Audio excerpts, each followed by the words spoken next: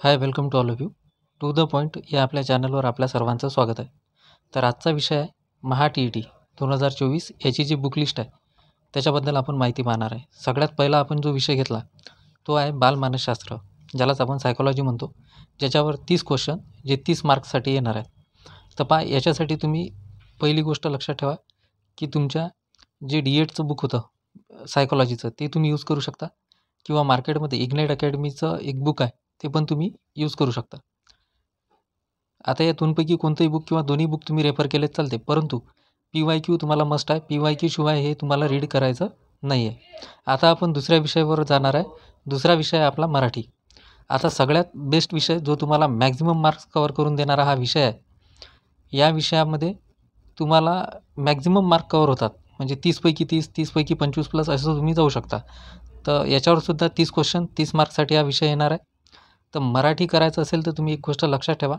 सगळ्यात पहिले तर तुम्ही PYQ घ्या, PYQ चेक करा. त्याच्यानंतर हे बाळासाहेब शिंदे सरांचं पुस्तक आहे, एकदम बेस्ट पुस्तक आहे मराठीसाठी. त्याच्यानंतर त्यांचं सरळ सेवेसाठी पण TCS किंवा IBPS पॅटर्ननुसार मराठी व्याकरण हे पुस्तक आहे. तुम्ही कोणतंही बुक त्यांचं रेफर करू शकता, परंतु जे त्यांची आवृत्ती आलेली आहे लेटेस्टवाली ते बुक तुम्ही ट्राय करा. एकदम बेस्ट बुक आहे आणि तुमचे मॅक्झिमम मार्क्स ते बुक कवर करून देईल. आणि ज्यावेळेस तुम्ही PYQ करता तुम्हाला त्याच्यामध्ये समजून पण येईल की बुक किती इम्पॉर्टंट आहे ते. त्याच्यानंतर आपण आलो आपल्या थर्ड विषयावर, ज्याचं नाव आहे इंग्रजी. आता इंग्रजी हा पण असा विषय आहे की तुम्ही अभ्यासाला जेव्हा सुरुवात करता मराठीनंतर प्रिफरन्स तुम्ही इंग्रजीलाच द्यायला पाहिजे. कारण की 30 आणि 30 असे 60 क्वेश्चन येणार आहेत, म्हणजे 60 मार्क, आणि हे दोन विषयच तुम्हाला मॅक्झिमम अबोव 50+ नेऊन देतील. तर तुम्ही लक्षात ठेवा, मराठीनंतर इंग्रजी. आता इंग्रजीसाठी सुद्धा तुम्ही काय करू शकता, बाळासाहेब शिंदे सरांचंच बुक आहे, एकदम बेस्ट बुक आहे.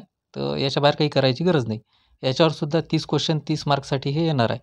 तर इंग्रजीसाठी त्यांचं बुक आहे आणि त्यांनी डबल एक सरळ सेवा भरतीसाठी TCS IBPS पॅटर्ननुसार इंग्रजी व्याकरण हे पुस्तक काढलेलं आहे.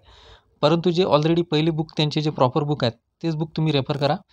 तर पहा, मराठीसाठी बाळासाहेब शिंदे सरांचं बुक आणि इंग्रजीसाठी सुद्धा बाळासाहेब शिंदे सरांचं बुक. आता हे सर्वांजवळच अवेलेबल असते, तर एकदम बेस्ट आहे.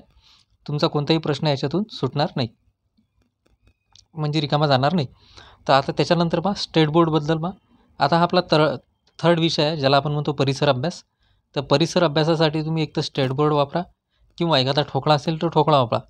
नाहीतर तुम्ही कंबाईनचे आतापर्यंत जेवढेही PYQ आलेले आहेत ते PYQ जरी प्रॉपर केले ना, तुमचा कंबाईनचा अभ्यास होऊन जाते. आणि सोबत TETमधलं जे 30 मार्काचा आपल्याला परिसर अभ्यास विचारतात ते परिसर अभ्याससुद्धा प्रॉपर होऊन जाते. तर सेम आहे, परिसर अभ्यासवर 30 क्वेश्चन 30 मार्क्स. पण परिसर अभ्याससाठी एक तर स्टेट बोर्ड किंवा कंबाईन राज्यसेवेची PYQ तुम्ही करा, आणि मॅक्झिमम केले तर तुमचा मॅक्झिमम आउटपुट त्याच्यामधून येईल.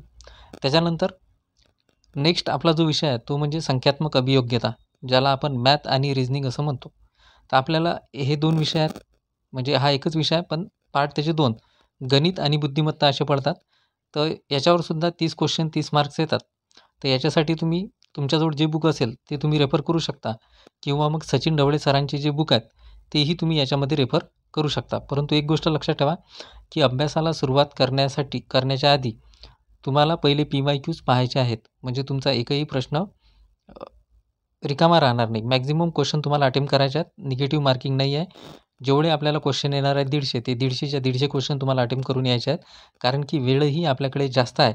परंतु त्याच्या आधी जर तुमचा प्रॉपर अभ्यास आणि प्लॅनिंग असेल तर तुम्ही TETची एक्झाम इझिली क्रॅक करू शकता.